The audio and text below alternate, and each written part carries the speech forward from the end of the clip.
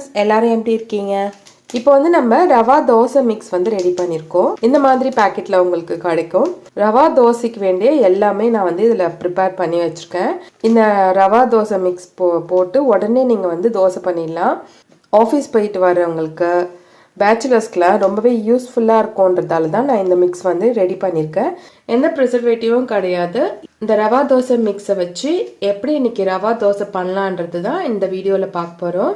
வாங்க ரவா தோசை எப்படி பண்ணலான்றதை பார்க்கலாம். ஒரு பாத்திரம் எடுத்துக்கோங்க. அதில் நம்ம ரெடி பண்ணி வச்சுருக்க ரவா தோசை மிக்ஸை சேர்த்துக்கோங்க.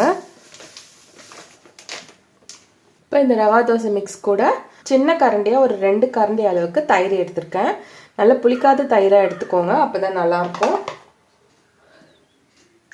இப்போ இது கூட கொஞ்சம் தண்ணி சேர்த்துக்கோங்க. இப்போ நல்லா மிக்ஸ் பண்ணி வச்சிடலாம். நான் ரவா தோசையில் போடுற மிளகு, சீரகம் எல்லாமே நான் சேர்த்து வச்சுருக்கேன். கருவேப்பிலை, இஞ்சி எல்லாமே இருக்கும். நீங்கள் எதுவுமே போட வேணாம்.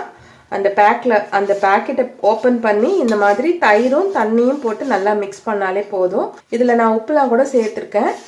நீங்கள் வந்து பத்தலைனா மட்டும் போட்டுக்கோங்க. இப்போ இந்த அளவுக்கு நல்லா மிக்ஸ் பண்ணிவிட்டேன். இதை வந்து அப்படியே ஒரு 1/2 அன் ஹவர் வச்சுருங்க. அப்போ தான் வந்து ரவா தோசை நல்லாயிருக்கும்.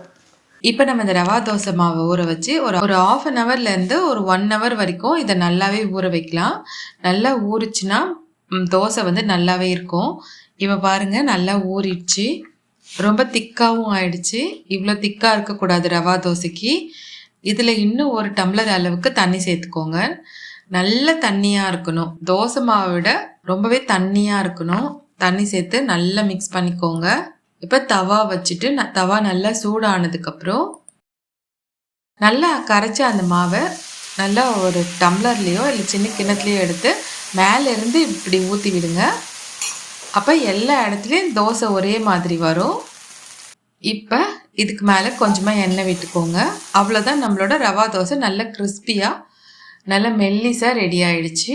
இது கூட தேங்காய் சட்னி வச்சு சாப்பிட்டிங்கன்னா ரொம்ப டேஸ்ட்டாக இருக்கும். இந்த ரவா தோசை மிக்ஸை வாங்கி உங்கள் வீட்டில் யூஸ் பண்ணி பார்த்துட்டு எப்படி இருக்குன்றதை எனக்கு கமெண்ட் பண்ணுங்கள். மீண்டும் அடுத்த வீடியோவில் சந்திக்கலாம்.